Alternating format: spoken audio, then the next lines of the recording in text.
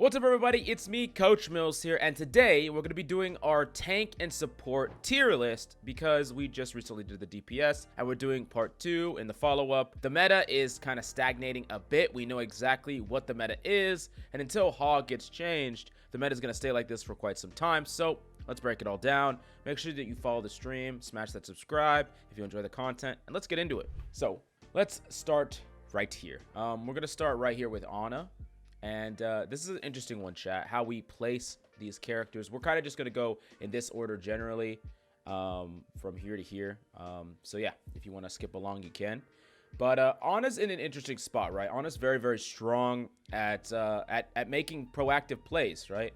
That makes her insanely great at carrying depending on the elo that you're in. I think the lower down you are, if you're still good at Ana, you can definitely hard carry games completely.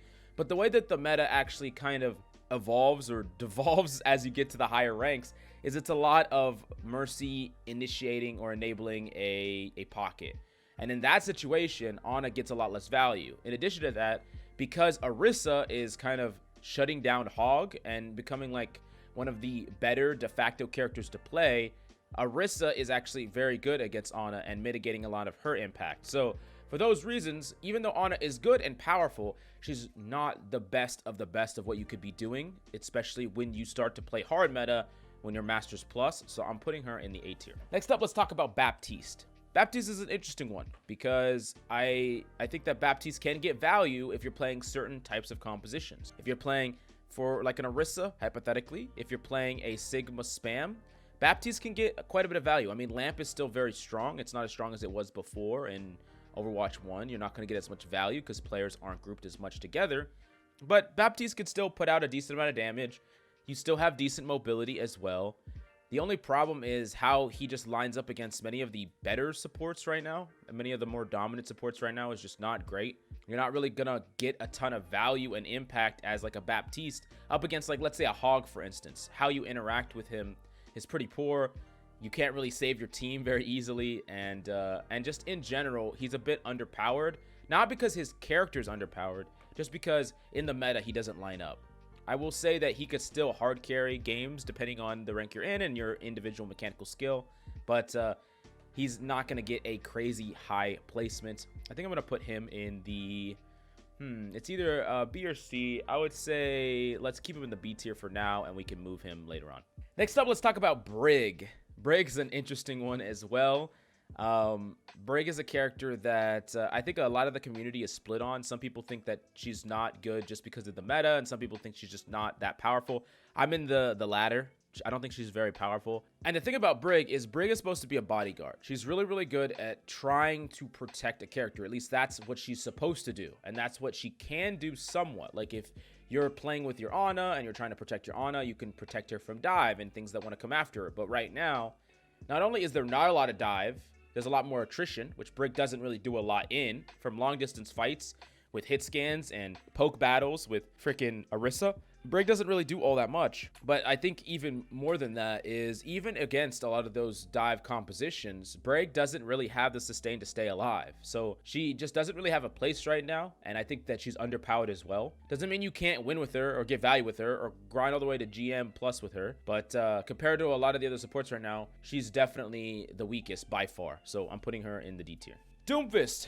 Doomfist is an interesting one. Doomfist did receive those huge buffs before and was a god for a while, and then received some huge nerfs and kind of got removed from the meta. And unfortunately for Doom, he has a really bad matchup against specifically Hog and Orisa are two characters that he can work around, but it's very, very difficult to do.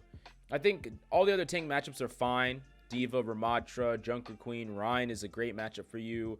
You can play around a Zarya. It's a little bit hard, but you can definitely do it. It's a lot easier than Hog and Orisa. But Doom is a character that I think you could definitely still hard carry games, and having him in your back pocket as someone you could swap to, if you're good with him, you could still get a lot of value.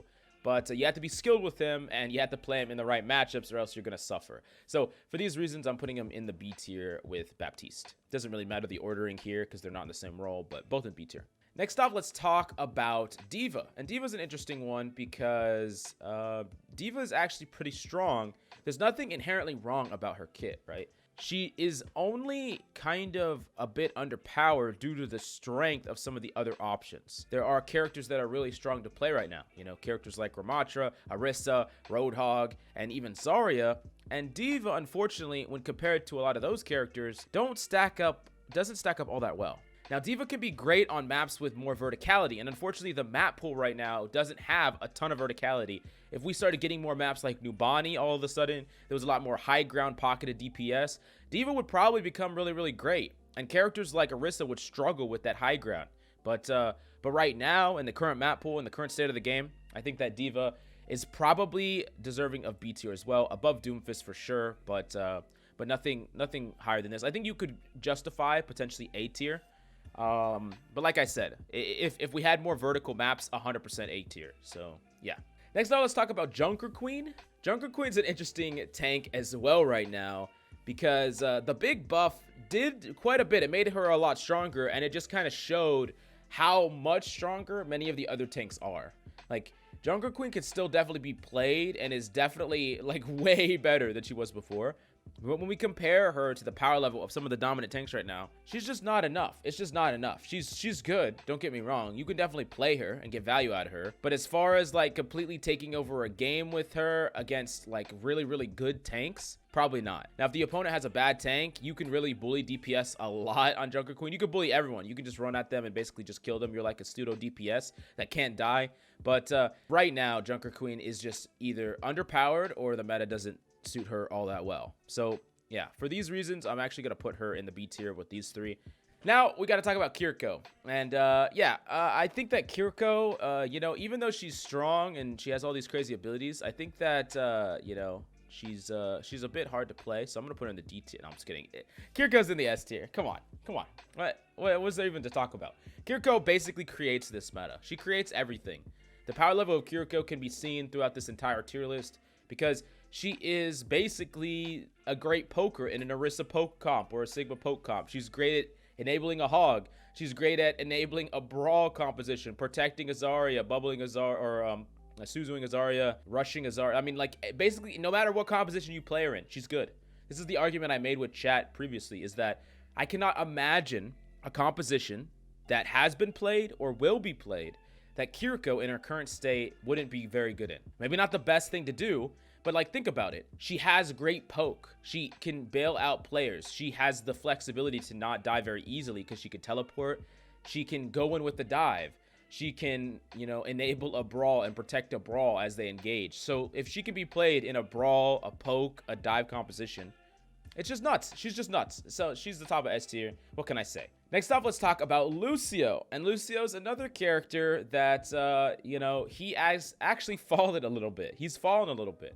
He was S tier before, but he's actually fallen down. He's still very, very good for ranked. I want to make this clear. You can play Lucio pretty much no matter what, especially if you're good at Lucio. But right now, when the games are being dictated a lot of the time by one-shots and characters being pocketed, like a Sojourn being pocketed, Lucio has a hard time. I mean, you're gonna get freaking railgunned out of the sky as a Lucio while riding around, and yeah, you're gonna just have to work really hard to get a lot of value. And if you have a Mercy like pocketing a character, let's say a Sojourn, you really need another type of support that can help enable your team and can actually help and contribute. And of course, Kiriko, her power level is just insane. You're just gonna play Kiriko the majority of the time. So yeah, unfortunately, Lucio is in this A tier. Still think he's very good, but just how the meta is kind of playing out, he's not an S tier support anymore. I mean, top 30 for sure, but unfortunately, his S tier spot got taken out by, Mercy.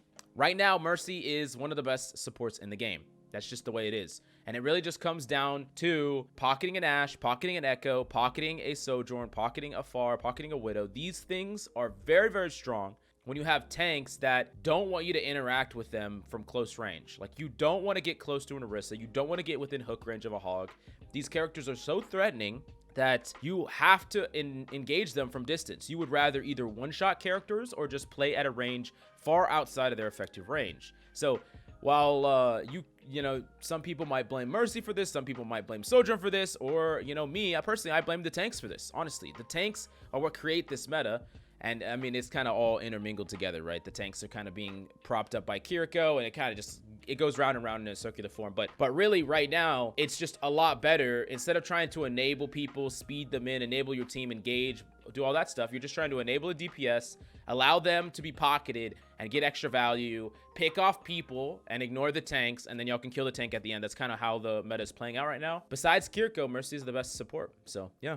Now let's talk about Moira. Very interesting character. I think that depending on the rank you're in, Moira could be a great pick because, you know, if you're getting no peel and you're not entirely like the most confident in like trying to position like super safe, where you feel like you're positioning so safe that you're just completely out of the fight in order to live, she could be a great pick. And I think that you could still climb. Of course, you can climb all these characters all the way up to the highest ranks if you want to. That being said, when we talk about a lot of the tank wars and a lot of the pick-oriented wars, Moira can't do very much to stop a pocket, can't interact very well with any of the tanks. If you can't interact well with the tanks, you can't stop a pocket, you can't even bait out a lot of cooldowns. Like, what cooldowns are you baiting out on Moira? Not a lot of them. I mean, honestly, the orb can be, you know, ignored more or less by other supports, and they take a little damage, they deny LOS, they get their heal back automatically, they don't have to invest any resources. You're never gonna force a Hog to use a breather or force an Orisa to use all of her utility unless she's killing you. And you can't interact with a pocketed DPS at all. So, like, what can you interact with when the game is being played like the meta is? How the game is supposed to be played, or how the game is played at a high level? What can Moira do to interact very well? She can live, she can not die, but besides that, she doesn't have a crazy amount of impact. That still, though, means that she's pretty strong. I'm going to put her in C tier. Not as bad as Brig and can be played, but I wouldn't suggest being like a Moira one trick or anything like that, unless that's your thing. I mean, if you want to climb Moira to GM, there's people that do it, and there's people that have done it forever, so you can definitely do it. Next up, let's talk about Orisa. And yeah, I mean, come on. Orisa's an S tier. Orisa's fucking nuts. I mean, in order to fight with Hog, they've basically buffed Orisa to be a freaking unkillable Titan that can also kill people randomly in the mid-fight. I mean, you just randomly skewer someone into a wall and kill them while also being immortal. I know that people like to complain about Hog, and I agree. Hog is going to be a problem until he loses his one-shot. Hog is a problem, but after Hog is gone, Orisa is going to be a threat too. Just a complete menace. They buffed Orisa to fight Hog, and now Orisa might arguably be stronger than Hog. Very, very great, because if you walk out of spawn as Hog and the enemy goes Orisa, then you're kind of in a shitty situation where you either have to be very, very tricky to get Hog to work, or you have to swap, and the enemy got to just stay Hog and build up ultimate. So yeah, I'm going to say that, yeah, Orisa's probably the best tank in the meta right now. Ramatra's actually good. Ramatra's actually surprisingly good. Capable of balancing both brawl and poke. Being a very flexible character really makes Ramatra fit really well into ranked. Of course, the ultimate is very powerful as well. And I think that while like Ramatra isn't as strong as some of the most broken tanks right now, still a very strong tank, a very flexible tank. And for these reasons, I'm putting Ramatra in the A tier. Next up, let's talk about Reinhardt. Yeah, it's a rough time for Reinhardt. I'm not gonna lie to you. He's kind of suffering. He's kind of suffering. Reinhardt can definitely give value and carry games and all that stuff, but like it's just about what you can interact with, right? And remember, we're talking about the meta from the top down, where every meta is gonna be different depending on the game you're in and what ranks you're in. But when we think of the top-down meta, what is really being played? It's like a Kiriko with an Orisa with a pocketed DPS, right? How does Rein interact? What does Rein do? He has a very hard time forcing a brawl. He has a very hard time. And if you want to enable a brawl, what do you have to play? You have to play a Lucio typically. So we're going to have to play a Lucio, so we can't have a pocketed DPS anymore. So now we're going to try to force a brawl against an Orisa that is really hard to kill, that can get Suzu'd and saved, while there's a pocketed DPS flanking our team non-stop, and we can't do anything about them. We can't interact with them in any way as Rein. What can we do to stop them? Like a Hog can interact. An Orisa can somewhat interact, but not as much as a Hog. A Hog can directly interact. Even other tanks can interact. Like a Diva can interact, but not a Rein. He can't do anything. He really wants a front line to brawl. He really wants something to enable that's behind him. But right now, the DPS aren't even really playing behind the main force. They're like taking off angles with the pocket. So when you kind of put all these things together, the shield value isn't enough. Rein is just really underpowered. I'm going to put him in the C tier. His Shatter's still great. On certain maps, if they're really enclosed, you can get value on him. I think you could play him on King's Row and some of the Koth maps. He has a lot of bad matchups right now, and yeah, he just doesn't really interact very well with the pocketed meta. I'm sorry, but like Rein can't do anything against a pocketed Pharah, pocketed Echo, pocketed Sojourn. I mean, you get the picture. And I'm sorry, you Ride mains. Maybe you didn't want to hear this, but yeah, it's unfortunate, but yeah, he's down here. Next up, we got to talk about Roadhog. Roadhog, of course, very strong. We're putting him all the way up here. I think Roadhog is a little bit weaker than Orisa in the way that the meta is being played, but doesn't mean you can't get Roadhog to work in a number of different situations. And in a lot of situations, you want to play Hog and you want to play a good Hog is because he's one of your best ways to interact with pocketed DPS. He's one of your best ways to interact with Suzu. You get an insta-kill on, like, you hook a Kiriko or you hook someone, you can get a pick before they have time to use their cooldowns. You hook a pocketed DPS, you can kill that person without them being able to survive and sustain, right? Getting one-shots off as a tank is a really, really big deal, and Hog is really great at doing that. I will say that once Hog loses his one-shot, not only will he dramatically fall off this list, but everything will change, because right now the meta is really being dictated and dominated by one-shots because of the threat of Hog. It's like you almost have to play an Orisa, and because of that, it's like one-shots become strong. So like everything plays on each other, right? Once one of these big strong things change, whether it's Suzu, whether it's hook, whether it's damage boost, doesn't matter what it is, everything could change around that. So I want to make that clear. Next up, we got to talk about Sigma. Sigma's actually really strong, really good at poking out characters. I think Sigma has decent matchups against basically all of the top tanks. You could play Sigma against an Orisa just by maintaining corner cover and poking at a distance, giving up space while you're simultaneously attritioning down the enemy team. You can definitely play Sigma against a Hog, keeping him in check, making sure that you don't whiff your rock, so use Kinetic Grasp in the open. And you can definitely play Sigma up against Ramatra just by making sure that you're never allowing the Ramatra to get brawl value, saving the rock for when the Ramatra goes Nemesis form and tries to push you. You can always just keep the brawl side of Ramatra locked in, force the Ramatra to poke with you where you're better. So I think that a good Sigma can work, although some maps that, so a lot of push maps, a lot of Koth maps, you wouldn't really want to play Sigma on because he's not really good at characters being around him or on opposite sides of him. Sigma's an A-tier tank, very strong. I think one of the strongest options you can play right now. Now we got to talk about Winston. Winston. So Winston's an interesting tank because I think that Winston is surprisingly good. Unfortunately, the problem right now is the meta is, you know, like I said, it's very pocket heavy. It's very brawl heavy. If you're a really good Winston on certain maps, you could put a lot of pressure on the enemy Mercy, which not a lot of tanks can pressure a Mercy right now. Like, none of these tanks can pressure a Mercy. If we look, you know, Mercy's going to be playing like back on an off angle with a long range DPS, and none of these tanks can do anything about it, but you know, Winston kind of can. He can pressure it, but you have to be pretty disciplined, and there's other characters that can shut you down. I think that Winston's really good against characters like Orisa, Ramatra, and Sigma, as long as you make sure that you're diving far away from these targets. But of course, he gets easily shut down by a character like Hog. All in all, I'm going to put Winston, we're going to rock him in the bottom of A or top of B. I think I'm going to do this, actually. This is what I'm going to do right now.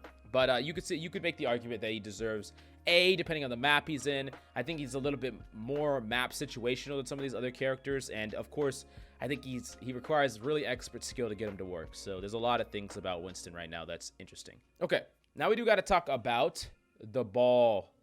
So Ball is an interesting character. I keep saying interesting, but he is, because how he lines up in the meta where he basically can't die. Like, he just doesn't die like at all. But he can't interact that great. If you're a god at Ball, you could definitely make him work, but you're not going to have a front line. Your team has to be playing really well around you. I think if you're playing a really coordinated dive or something with communication, like let's say a Tracer and a Echo Pocket with the Mercy and a Kiriko, then you could probably get Ball to work if you're kind of coordinating a lot of your utility together. But for the most part, you're just going to get freaking skewered or freaking hooked or just largely ignored while your team dies and you don't help them at all. So he doesn't really engage in a very direct way. And a character that doesn't one-tap right now or have a means to really build up a lot of attrition doesn't really fit right now in the meta. So I'm actually putting Ball right here in the C tier. Next up, we got to talk about Zarya. Zarya is a really sick tank right now. High charge, great matchups against Ramatra, great matchups against Orisa, and especially with not a lot of verticality going on, I think that Zarya is really good depending on your skill level on the character. Can definitely hard carry some games. Very, very strong, and I would imagine will become a lot stronger when the meta shifts after Roadhog loses his hook and maybe Orisa gets nerfed. And right now, I can see Zarya being a great flex pick to swap to in certain situations.